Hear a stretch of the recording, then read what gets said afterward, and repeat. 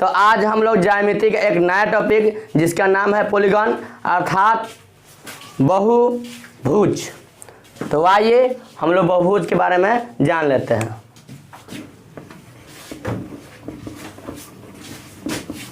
बहुभुज पॉलीगॉन तो तीन या तीन से अधिक रेखाखंडों से घिरी हुई बंद आकृति को हम लोग बहुभुज कहते हैं। देखिए आप ही बताइए, दो रेखाखंड से कभी भी जो है बंद आकृति नहीं बन सकती है, अर्थात तीन रेखाखंडों से ही जो है एक बंद आकृति बन सकती है। तो तीन या तीन से अधिक रेखाखंडों से घिरी हुई बंद आकृति को हम लोग क्या कहते हैं, तो बहुभुज कहते हैं। तो बहुभुज जो है सबसे छोटा जो मतलब जो शुरुआत होता है तो त्रिभुज से ही होता है। तो त्रिभुज हो गया, चतुर्भुज हो गया, पंचभुज हो गया, षष्ठभुज हो गया, इसका नाम है त्रिभुज, इसका नाम है चतुर्भुज,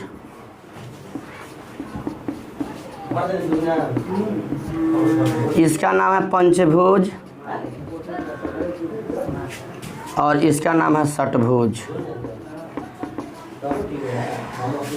तो इसमें जो रेखाखंड से स्पष्ट है कि तीन रेखाखंड है तो त्रिभुज है, चार रेखाखंड है चतुर्भुज है, पांच रेखाखंड है पंचभुज है और छह रेखाखंड है तो षटभुज है। ठीक है। तो अब देखिए इसमें जो अंतःकोण का योग होता है इसका हम लोग फार्मूला को तैयार करेंगे और साथ में जो है इससे पूछे जाने वाले प्रश्न को भी क्या करेंगे, यहाँ पे उल्लेख करेंगे और जानेंगे। तो देखिए, तो ये तो हो गया आपका बहुभुज, त्रिभुज से ही चालू होता है, सबसे जो है शुरुआती बहुभुज त्रिभुज ही है। तो देखिए इसको नोट डाउन कर सकते हैं।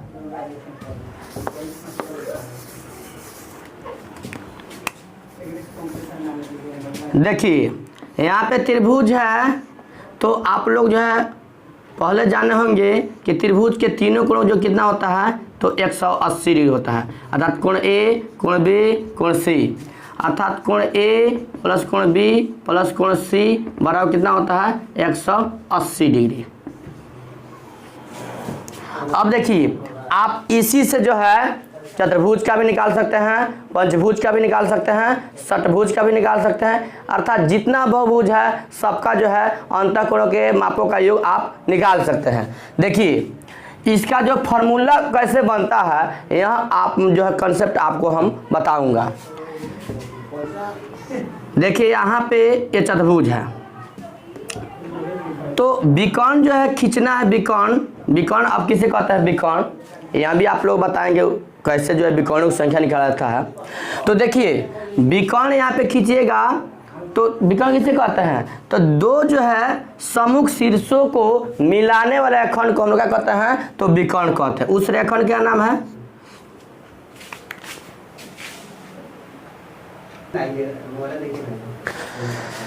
तो देखिए यहाँ पे एक विकर्ण मिलाएगा, ऐसा विकर्ण मिलाइएगा कि जो है कटे नहीं। ठीक है, एक ही विकर्ण मिलाना है, तो इसमें एक ही विकर्ण मिलाना है। दो विकर्ण मिलाइएगा तो कट जाएगा, ऐसे तो काटना नहीं है। ठीक है, एक ही विकर्ण मिलाना है, दो विकर्ण मिलाइएगा तो वे जो है एक दूसरे को काट देंगी, तो ऐसा नहीं है। तो देखिए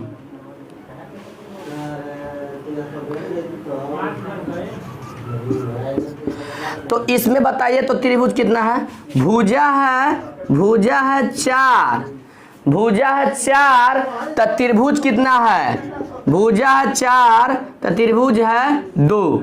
देखिए भुजा 1 2 3 4 तो भुजा 4 तो त्रिभुज 2।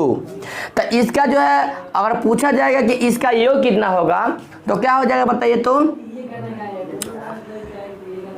2 गुना का हो जाएगा 180, कितना हो जाएगा बताइए, तो 360 डिग्री हो जाएगा नहीं, यहाँ अर्थात चतुर्भुज के चारों कोणों का योग कितना हो जाएगा, तो 360 डिग्री हो जाएगा।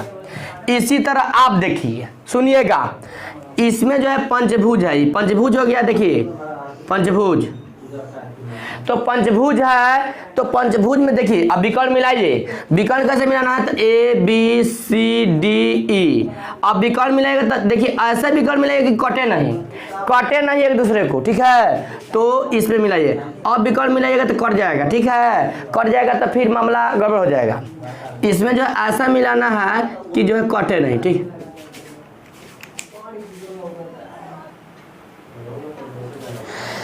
तो बताइए इसमें कितना त्रिभुज है? तो 3। भुजा कितना है? भुजा बताइए। तो भुजा है 5, तो त्रिभुज कितना हो गया? त्रिभुज हो गया आपका 3। यहाँ पे भुजा 5 गो है, भुजा की संख्या 5 है, तो त्रिभुज की संख्या कितना है? 3। तो इसका योग कितना हो जाएगा बताइए? तो 3 गुना 180 कितना हो जाएगा? एक त्रिभुज में 180, तो 3 को त्रिभुज में कितना हो जाएगा? तो 540 डिग्री हो जाएगा। कितना हो जाएगा? 540 डिग्री। समझ में आ रहा है कि नहीं आ रहा है? इसी तरह आप देखिए षटभुज में, देखिए इस षटभुज दिखाई दे रहा है, देखिए समझिएगा। तो यहाँ पे देखिए ABCDEF, तो इसमें विकर्ण मिलाइए। तो विकर्ण मिला रहे हैं, देखिए विकर्ण ऐसा मिलाना है कि जो है कटे नहीं एक दूसरे को, ठीक है। हम बताए हैं यही नियम। तो इसमें कितना त्रिभुज बनेगा? 1 2 3 4। इसमें कितना त्रिभुज बना था? 1 2। इसमें कितना बना था? 1 2 3, यही ना। तो अब बताइए भुजा है 6, तो त्रिभुज कितना बन रहा है? त्रिभुज कितना बन रहा है बताइए? तो 6 आज जो है 6 नहीं बना है, 4 बना है। अब आपको जो है इतना उदाहरण जो है आपको दिए हैं, तो आप नहीं बता सकते हैं कि जितना भुजा है उससे 2 कम त्रिभुज बन रहा है, नहीं। समझिएगा, मतलब बात इसमें जो है एक मतलब लागू हो रहा है कि भुजा है 5 तो त्रिभुज बन रहा है 3, अच्छा 2 कम हुआ कि नहीं हुआ? भुजा है 4, चतुर्भुज में देखिए चतुर्भुज की बात ये किया जाए, चतुर्भुज है ना, तो चतुर्भुज है, तो इससे भुजा देखिए 4 है, तो त्रिभुज कितना बना है? 2। ये पंचभुज है, तो भुजा है 5, तो त्रिभुज कितना बना है? 3। भुजा है 6 यानी षटभुज है, तो उसमें कितना त्रिभुज बना है? 4। तो जितना भुजा है उससे 2 कम त्रिभुज बन रहा है। तो अगर n भुजा होगा तो क्या होगा? और मान लीजिए भुजा n होगा, भुजाओं की करिए, भुजाओं की संख्या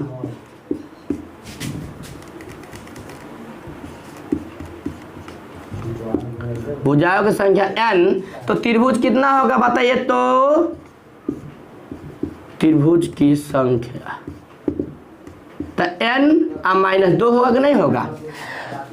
हुआ। तो उसका जो है अंतःकोण का योग कितना होगा? अंतःकोण का योग, अंतःकोणों का योग n-2, इधर त्रिभुज हो गया।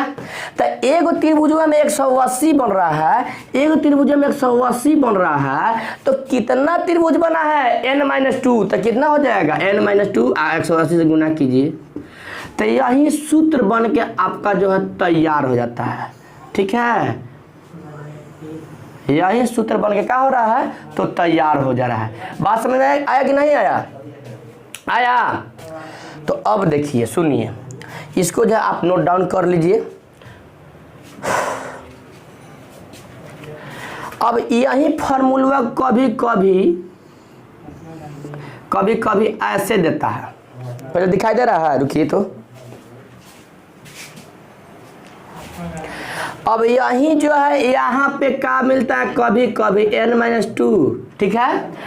इसको हम लोग जो है 2 गुने 90 लिख सकते हैं कि नहीं लिख सकते हैं? लिख सकते हैं। अब देखिएगा, सुनिएगा, अब 2 से इसमें गुना कीजिएगा, इसमें 2 सटाइए, इसमें 2 से गुना कीजिए, तो हो जाएगा 2n -4 गुना का हो जाएगा 90।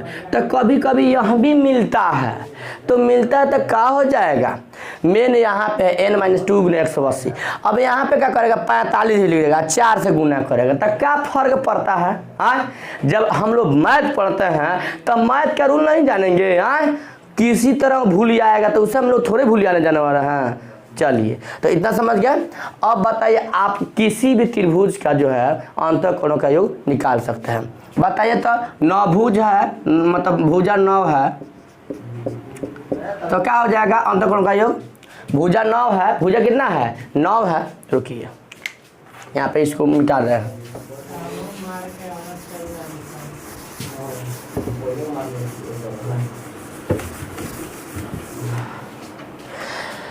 यदि भुजाओं की संख्या कितना है, मान लीजिए भुजाओं की संख्या n बराबर मान लीजिए 9 है। कितना है 9 है, कितना है? तो अंतःकोण का योग कितना होगा? अंतःकोण का योग,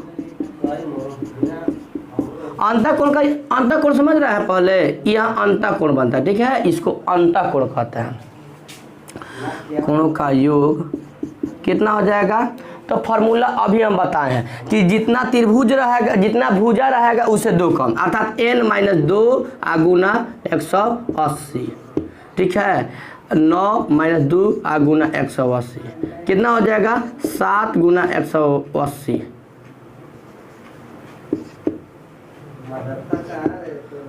तो 18 से कितना होगा? 126, अर्थात 1260 डिग्री होगा कि नहीं होगा?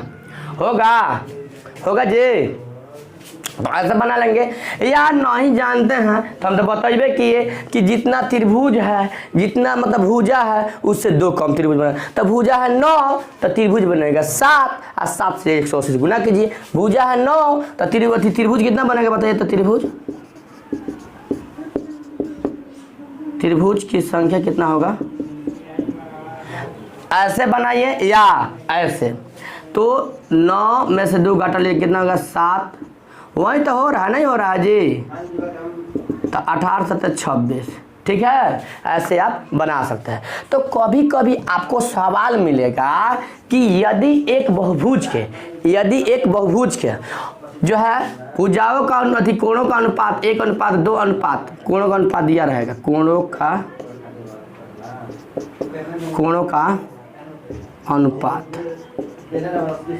अनुपात, ठीक है। अनुपात 1:2:3:4 है, 4 है, ठीक है। तो बड़ा कोण निकाल ले, यही ना क्वेश्चन। तो देखिए बड़ा कोण पूछा है, तो देखिए इसका अब बताइए तो क्या है? बताइए तो एक बहुभुज है, मतलब एग्जाम्पल के तौर पे है, एक बहुभुज नहीं लिखे हैं, सीधे लिख दिए कोण का अनुपात। तो ये कितना कोण है? 4 है तो चतुर्भुज है ना, है क्या है जी? 4 है तो चतुर्भुज। तो यदि एक बहुभुज के कोण का अनुपात क्या है? 1:2:3:4 है, तो बड़ा कोण निकाला है। तो बड़ा कोण ही नहीं पूछ रहा है। तो देखिए आगे बढ़ रहा है, यहाँ पे इसका कुल योग कितना होगा चतुर्भुज का? चतुर्भुज है ना, है तो चतुर्भुज है, तो भुजा है 4 तो त्रिभुज कितना होगा? 2, हाँ, गुना 180 यानी 360 होगा। कितना होगा? तो कुल की तुलना के बड़ा कोण पूछा था, बड़ा कोण, ठीक है, बराबर। तो इसका योग कितना होता है? इसका योग होता है 360 डिग्री। कितना होता है? 360 डिग्री। और कुल कितना होगा? 4 3 7 7 2 9 9 1 10 गुना बड़ा कोण पूछ रहा है, बड़ा कोण, तब बड़ा कोण से गुना कर दिए 4 से, 1 0 से 1 0 31 36 गुना 4 144, यही क्या हो जाएगा? आंसर हो जाएगा। तो यही सब क्वेश्चन देता रहता है, आप जो है ऐसे बहुभुज के अंतःकोणों का योग n-2 गुना 180 डिग्री। तो जितना भुजा होता है उतना तो अंतःकोण भी बनता है ना। तो इसका मतलब हो गया n अंतःकोणों का n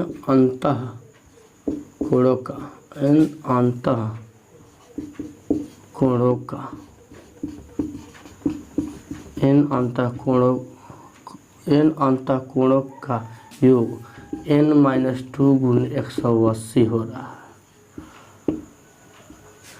तो एक का कितना हो जाएगा? एक अर्थात मैंने प्रत्येक, एक मैंने कौन चीज? प्रत्येक, एक मतलब क्या हो जाएगा? प्रत्येक। तो प्रत्येक अंतःकोण का योग, प्रत्येक अंतःकोण बराबर क्या हो जाएगा? तो आप जो गणित का तो रूल जानते हैं कि एक का मान निकालना, तो इसमें क्या करेंगे? हम भाग करेंगे। तो क्या आ जाएगा? n-2 गुना 180 और बट्टा का हो जाएगा n। तो दो फार्मूला आपको जो है याद करके लाना है। हम तो जो है आपको क्या किए हैं, तो फार्मूला कैसे बना है कॉन्सेप्ट दिए हैं।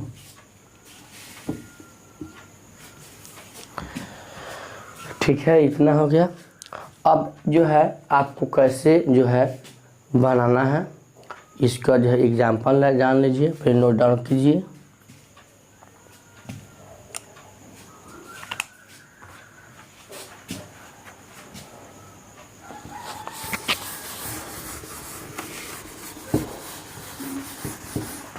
अब देखिए, एक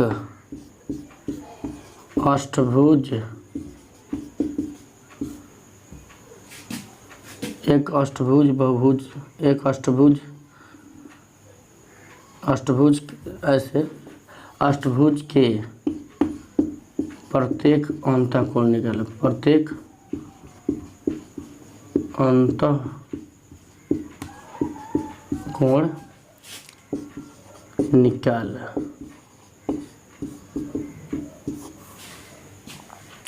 तो प्रत्येक पूछा है ना, प्रत्येक, तो प्रत्येक अंतःकोण